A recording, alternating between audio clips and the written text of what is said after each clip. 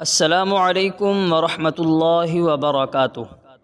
اسیب و سحر سے حفاظت کی دعا صبح و شام 3 مرتبہ پڑھ لیجئے۔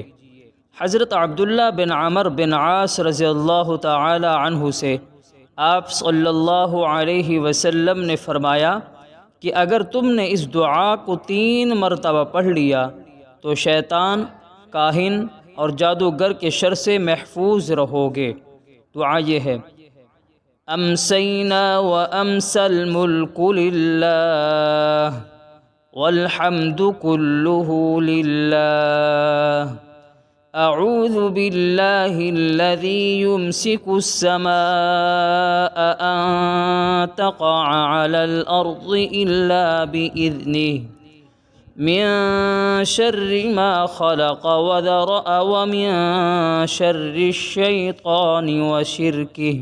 صبح و شام 3 مرتبہ ضرور پڑھ لیا کریں۔